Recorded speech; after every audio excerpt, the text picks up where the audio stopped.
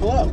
So, this one is going to be about, I guess, downtime activities, but more than just downtime activities. I'm just going to kind of lump a bunch of stuff in together that are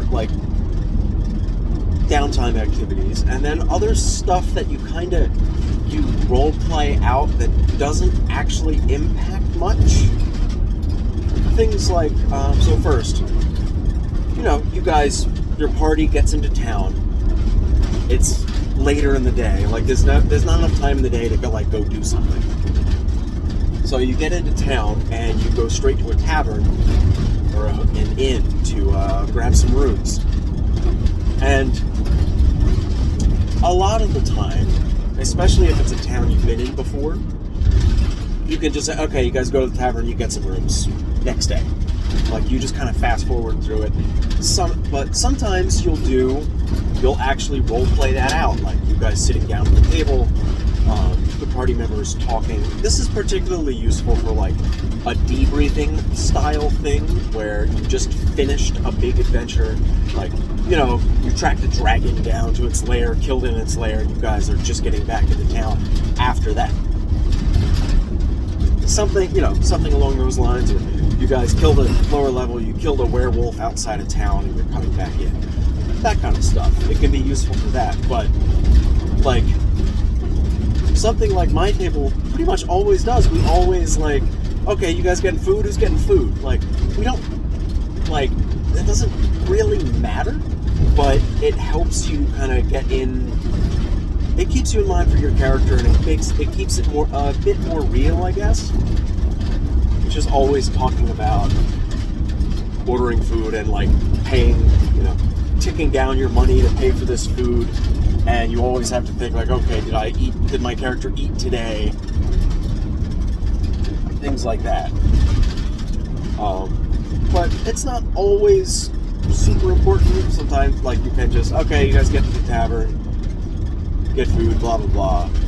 You spend this much money. But it's usually just a good venue for role-playing out certain things.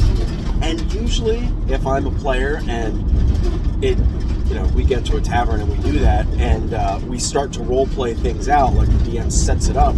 So okay, you guys sit down at the table, there's this going on. It's okay, there's possibly something important-ish that's going to happen now. Maybe it's characterizing the town or the tavern or something, or maybe there's a semi-important NPC that's going to be introduced, or a plot line thread or a clue that's going to be dropped, stuff like that.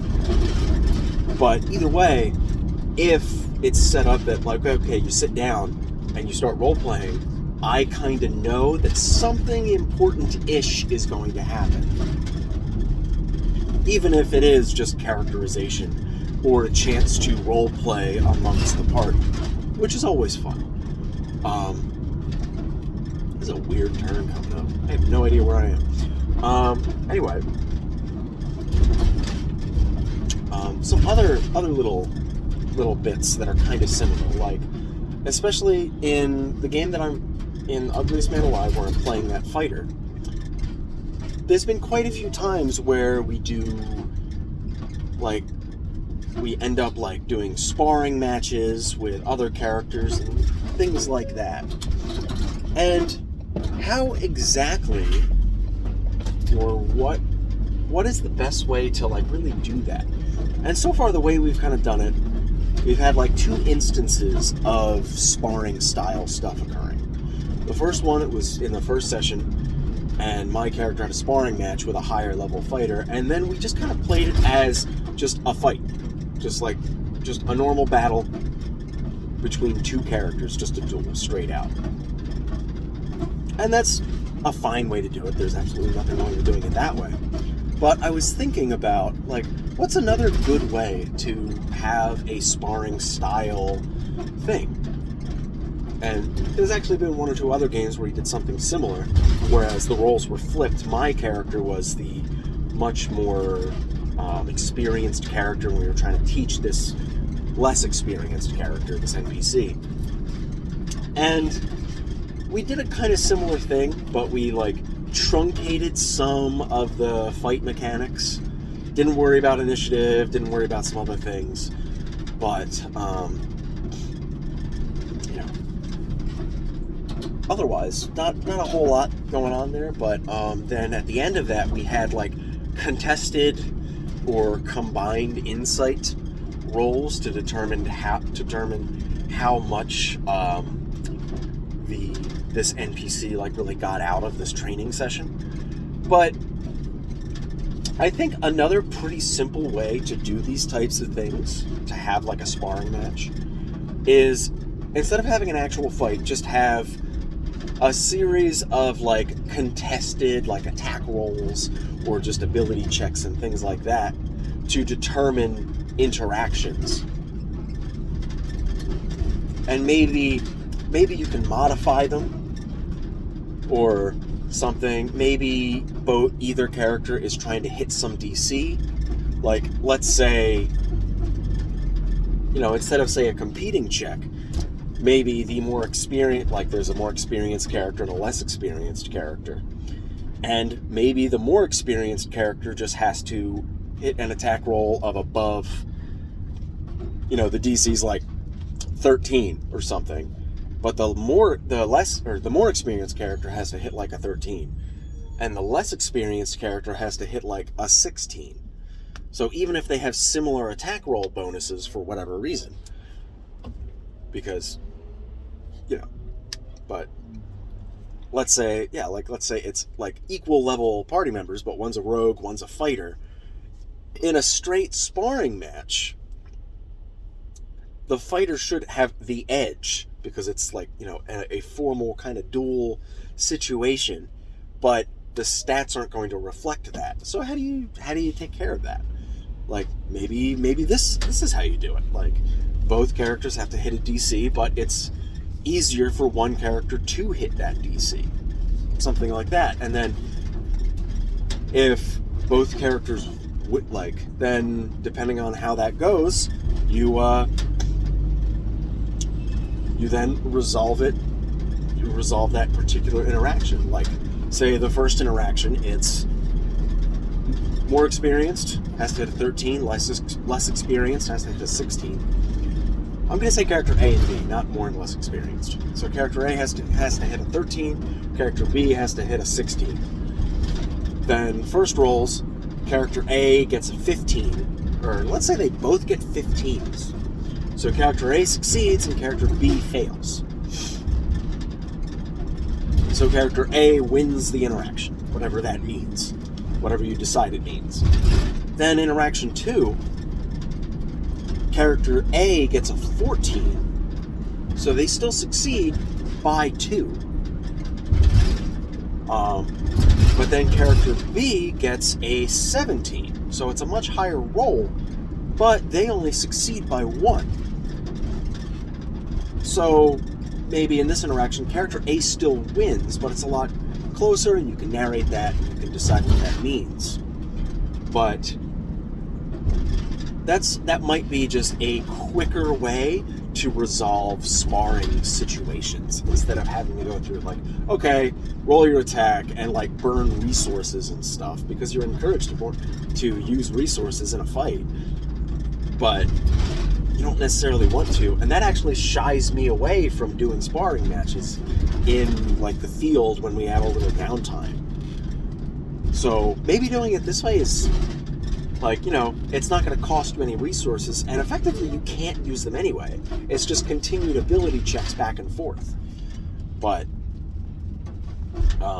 it also should run faster, because that's another aspect. Like me as the fighter, I'd love to do more of these sparring things, but I don't want to eat up like a half hour of time having a one-on-one fight with one NPC that only advances the plot of my character and the character I'm dueling.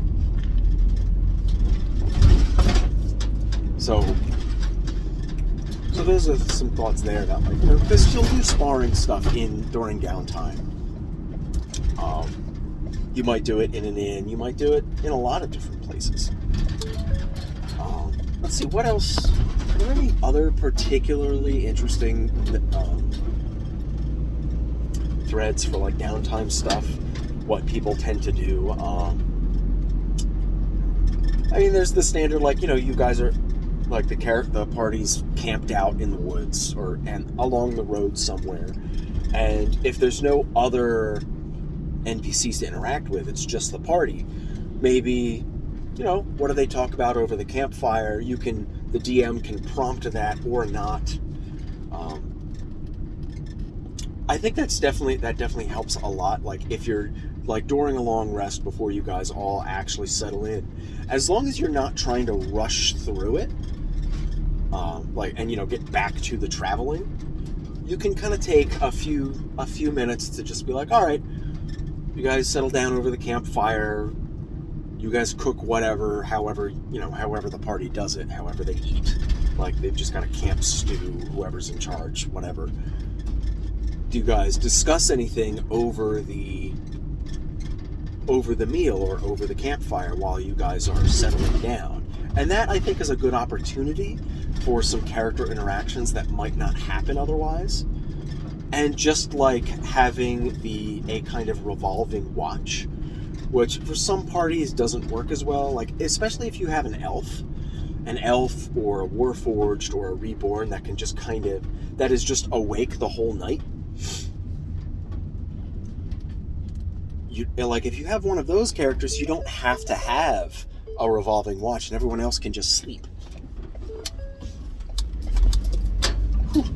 That was close.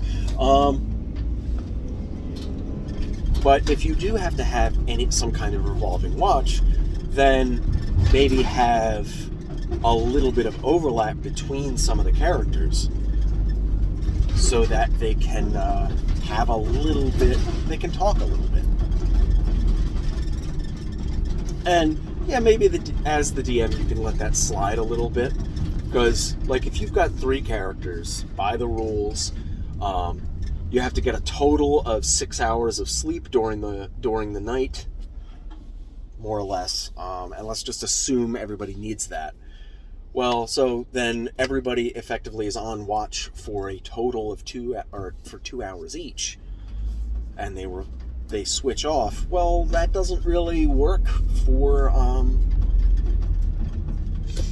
Then you're not going to have any kind of overlap. But if you have 4 characters, then it works a little better.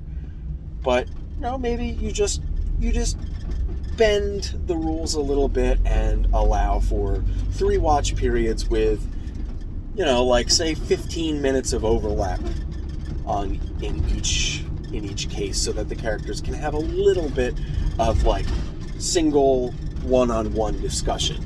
If you're going for that, you're not always going to, and especially like really deep into a campaign, a lot of these discussions have already happened, so there might not be as much for your characters to talk about. So you're not going to be like burning to, like the players aren't going to be like as burning to like divulge their backstory information or what what tragedies befell them. They might just want to talk one-on-one in character, and sometimes they will, sometimes they won't. So